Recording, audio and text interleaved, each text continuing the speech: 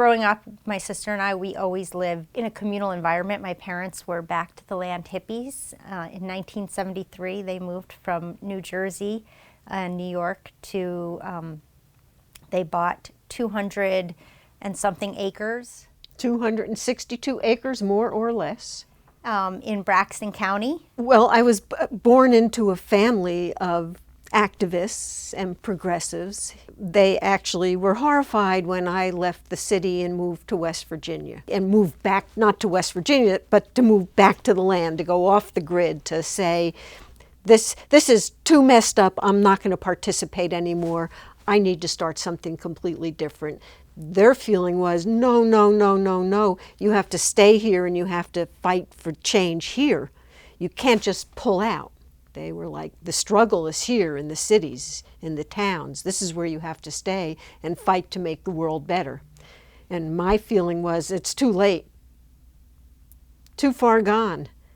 The only thing we can do is pull out and, start with a fresh canvas and start from scratch. So I felt like it was the natural outgrowth from who my parents were to do what I did. It was like the next generation, and it was going to look different than what my parents did, but fighting for change. And there was nothing there, no houses, no structures, and they built a geodesic dome.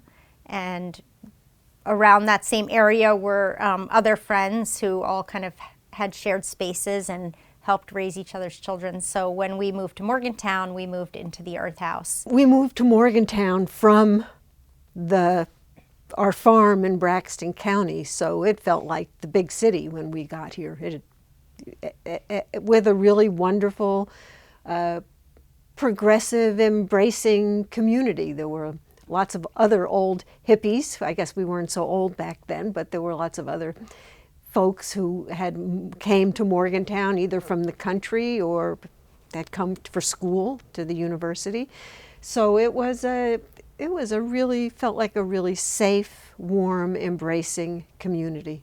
It was a shared kitchen, so everybody had a night to cook.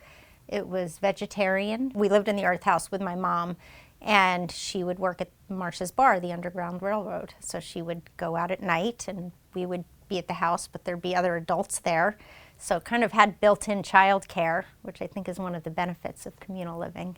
It's been a great journey. I mean, reconnecting with people and getting to do this with my mom. I mean, underneath it is this mother-daughter story, which I think is very universal, and really looking at how we were, parented in the 70s and 80s. And it's actually a big part of the story, which is that this was really an opportunity for us to process our relationship and for Jamie to process growing up in this alternative environment. And there have been lots of times in the course of doing this where she has looked at me and said, "What were you thinking?"